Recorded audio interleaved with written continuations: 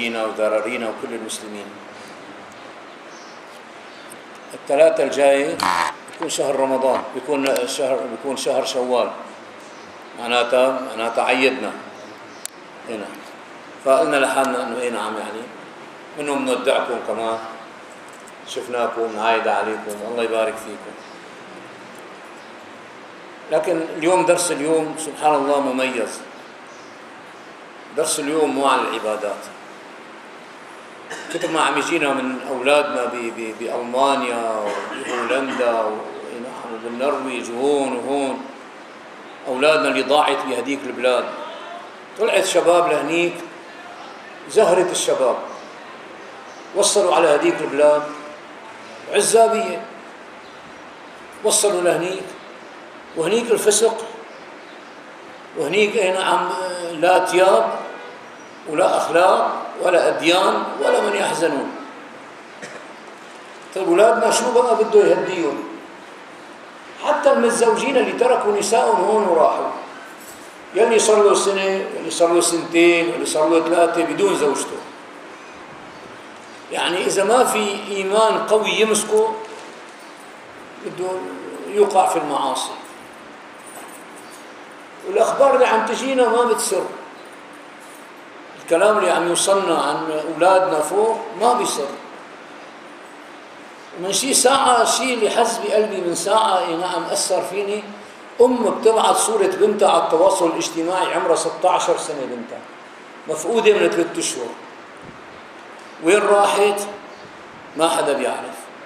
وحاطة صورتها لبنتها وحاطة ايش على بقى الجروبات وعلى كذا، مشان الله اللي شافها بس يخبرني عنها انه وين أراضيها. طيب هالأمر هذا اللي صابنا، وحتى هون نحن مو أحسن يعني، حتى هون الأمور تعبانة تعيسة. بحياتنا ما كنا نشوف نعم هيك شوفات، ما كانت السيارات توصل بنات بأنصاص الليالي، توصل نسوان دايخة، توصل، ما كنا نشوف.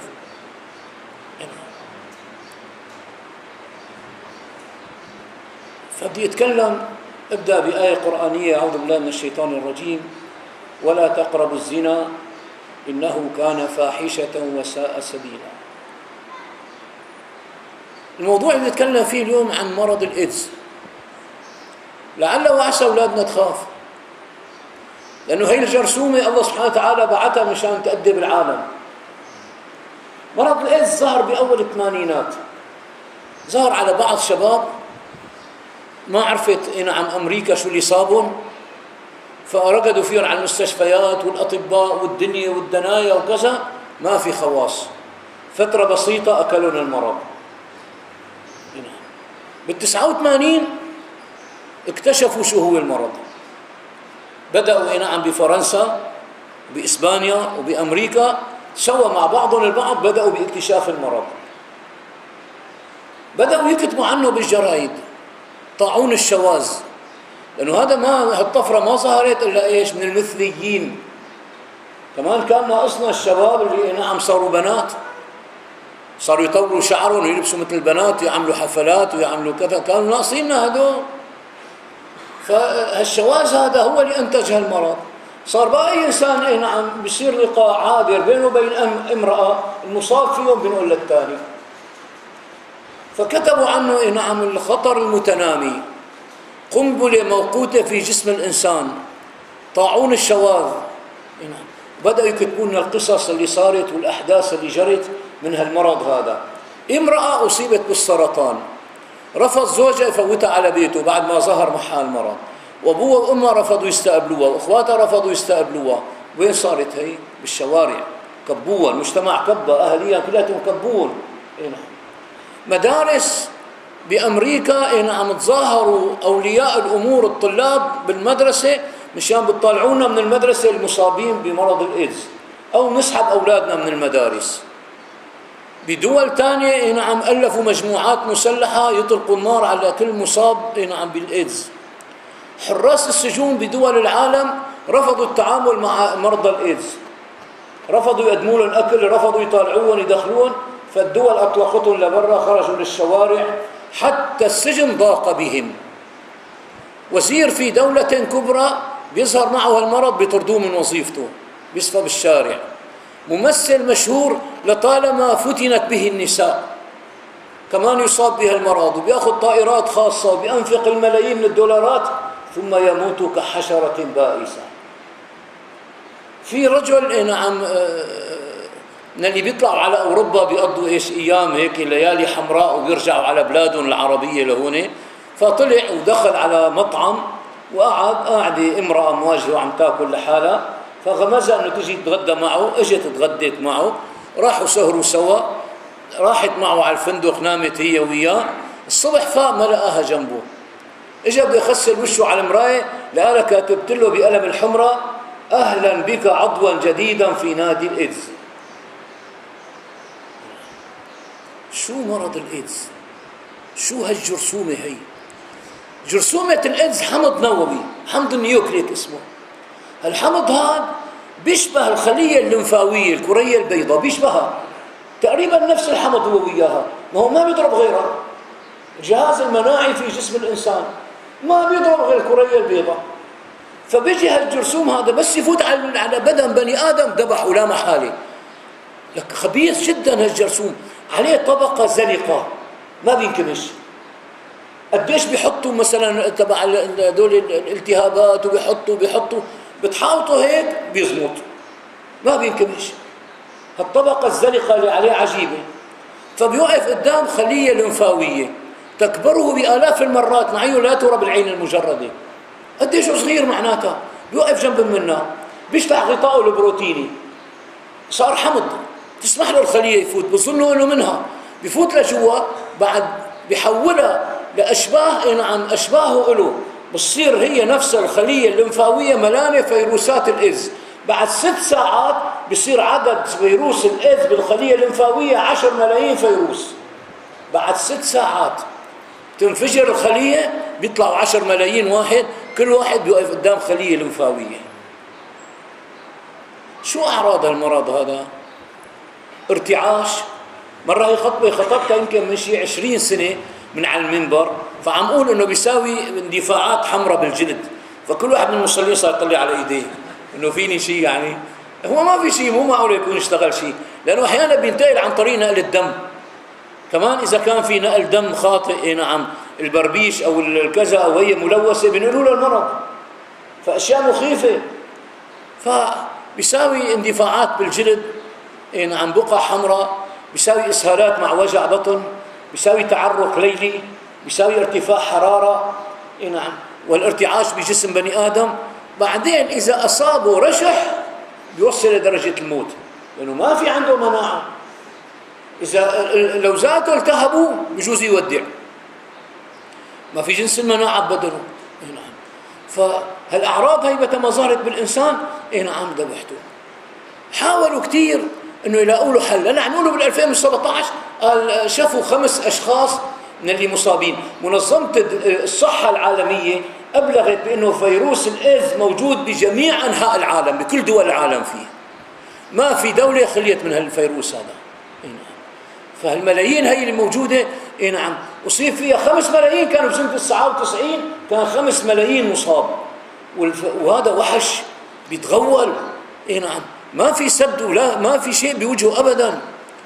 لذلك ومن أخذ تاريخ العلمانية في دول أوروبا والغرب كلياته، يوم اللي وقفوا نعم دعاتهم وأعلنوا بأنه حرية الجنس وحرية الشذوذ الجنسي لازم نكفله للعالم الحرية الجنسية، لكن اليوم ضربوا هالجرثوم هذا، بدأوا بقى الدعاة عندهم انه نعم على العفة والفضيلة، لانه ما في شيء بيحفظ بني آدم الا العفة والفضيلة، انه ما بيتصل بحدا، لأن المسلم ما بيتصل بحدا.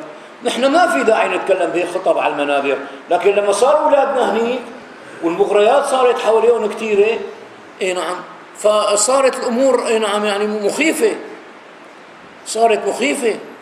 ان شاء الله بيرجع الامان لبلادنا باذن الله، بس المشكلة إذا رجعوا هذول بكرة وشايلين هالأمراض من برا، يعني مصيبة. هلا بده يتزوج بيجيب ورقة نعم، إذا كان أجنبي يمكن بيجيب ورقة من تبع الإيدز إنه ما في معه مرض الإيدز. بكرة لازم تكون هي موجودة، معناتها حتى لو كان ابن البلد بده يتزوج بده يحطوا له إياها. هذا الجرثوم الله سبحانه وتعالى بعثه ليربي فيها الناس.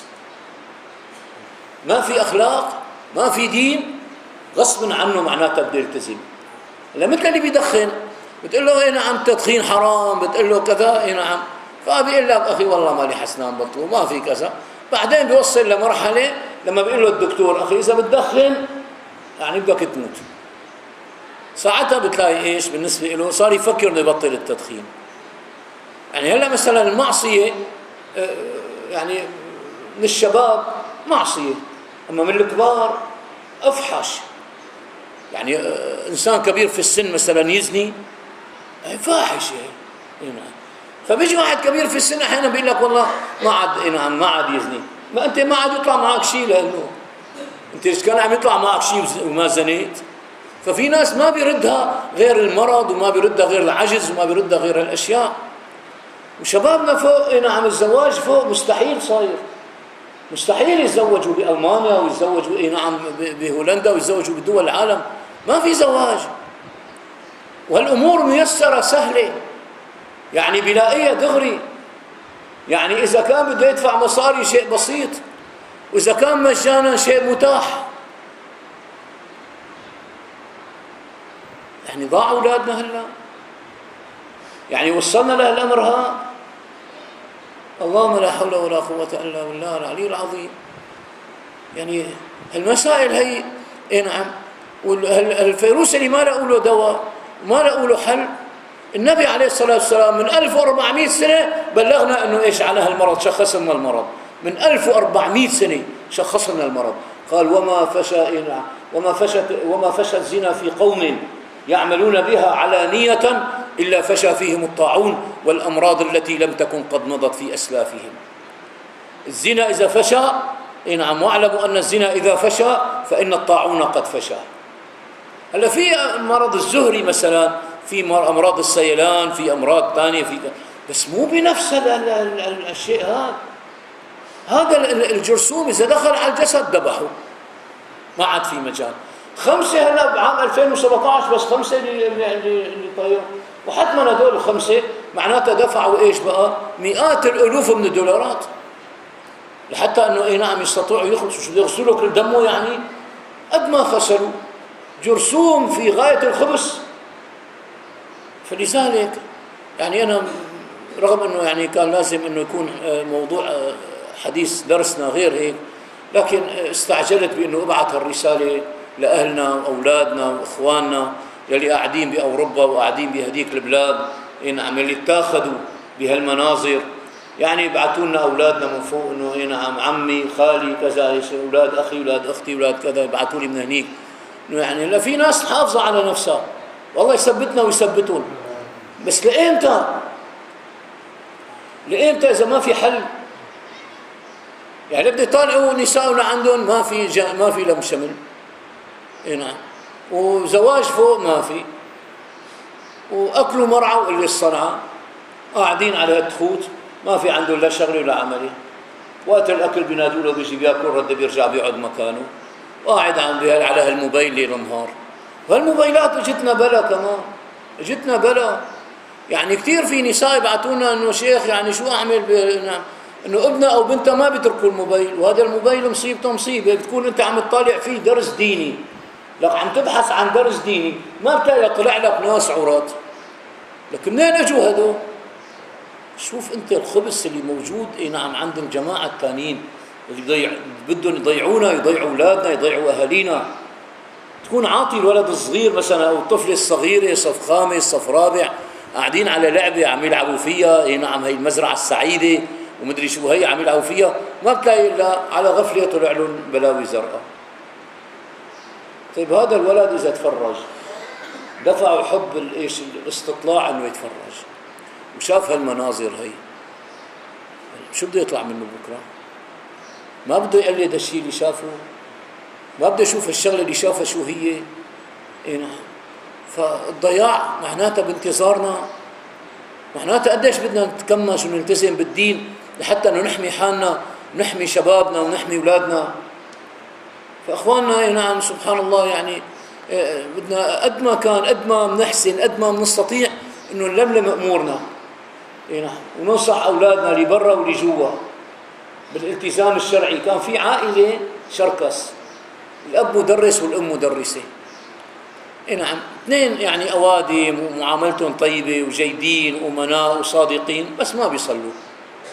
فيبعثوا لي ابنهم، إيه نعم. كان عندي مخبز الخياط أنا بالمهاجرين فوق بالجادة السادسة، كنت مستثمر الفرن فوق، إيه نعم قاعد بالمخبز، يجي لعندي هالولد فيقول لي إنه أبوه وأمه يبعثوه على الجامع يصلي، يقول له روح صلي. طيب عم تقول له لابنك روح صلي، أنت ما بتصلي، ليش؟ لأنه بيعرفوا إنه إذا صلى حافظ على دينه، ما عاد يسرق، ما عاد يغش، ما عاد يكذب، ما عاد إيه نعم يشتغل شغلات بطالة، لأنه ديننا إيه نعم ما منعنا ديننا إلا على الأشياء البطالة. في شيء منيح وقال الدين لا تشتغلوا، بدك تحب النسوان تجوز وحده وتنتين قدر استطاعتك، بتحب الأكلة الطيبة ما حدا بيمنعك إنه عم تشتغل تجيبها من عرق جبينك، بتحب اللبسة الحلوة ما حدا مانعك تشتري إيه نعم ثوب حلو هيك تلبسه وتتبغدد فيه وتمشي فيه، إيه نعم ما حدا بيمنعك، فكلياته ضمن نطاق الحلال موجود. فيجي يقول لي إنه أبي وأمي ما بيصلوا، يقولوا لي تعال الجامع صلي، قل له إيه ماشي. بعدين احترق بيته، احترقت غرفة النوم كلها، احترقوا أواعيهم بقلب الغزانة، من عدا سجادة الصلاة وغطى الصلاة وخراطة الصلاة والمصحف ما احترقوا. صاروا يصلوا أبوه وأمه بعد منها، عرفوا إنه رسالة من الله سبحانه وتعالى مشان إنك تصلي.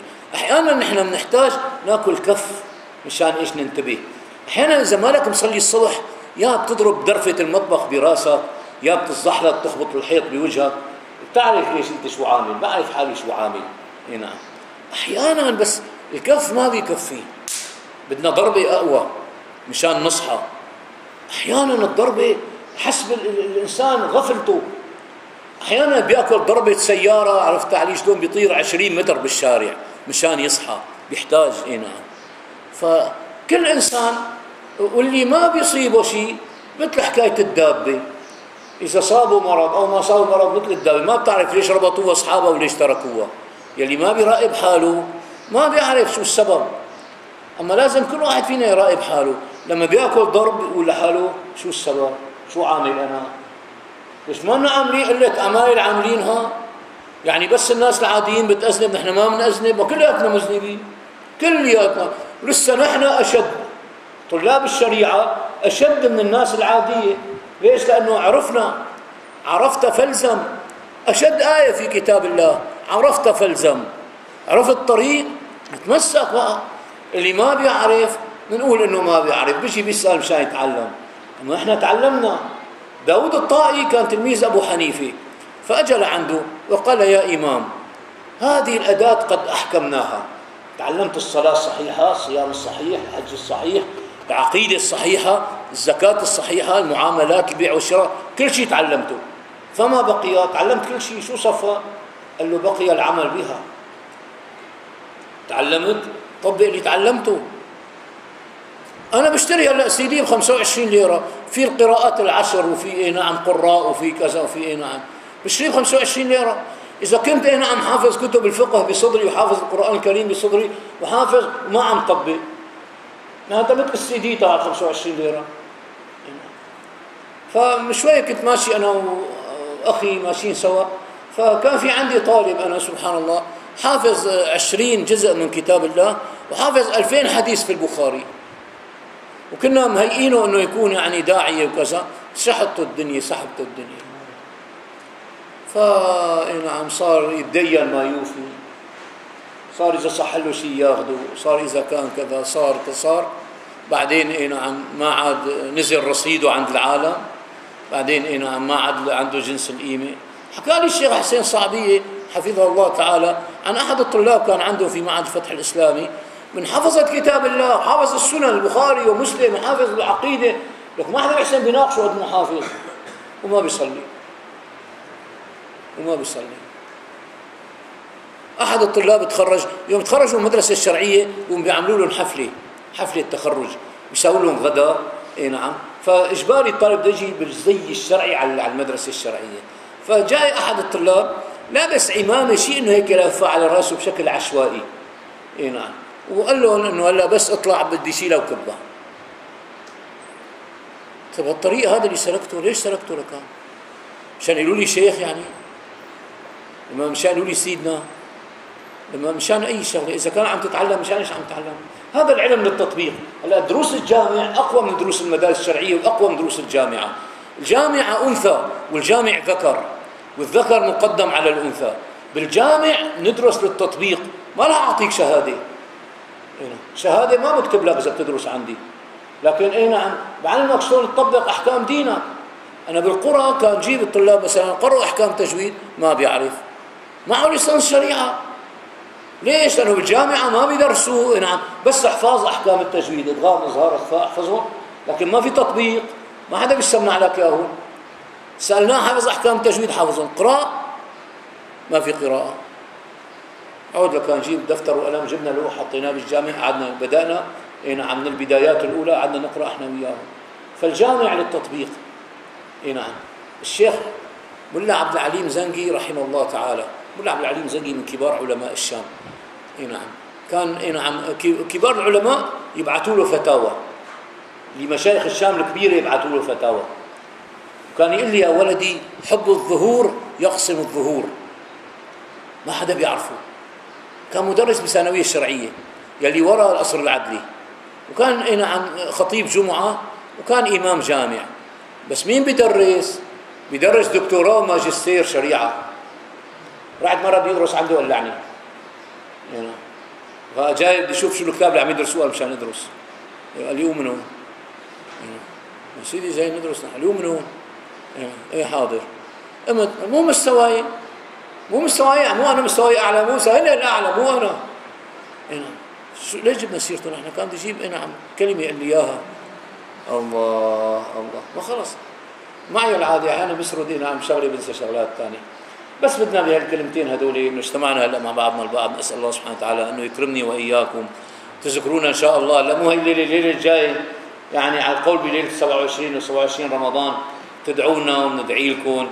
نعم وعسى الله سبحانه وتعالى يجعلنا من المقبولين. وقال في دعوه يعني مجابه ليله القدر البدعي. نعم فواحد شاف مره ليله القدر قال يقبرني الله، قام مات.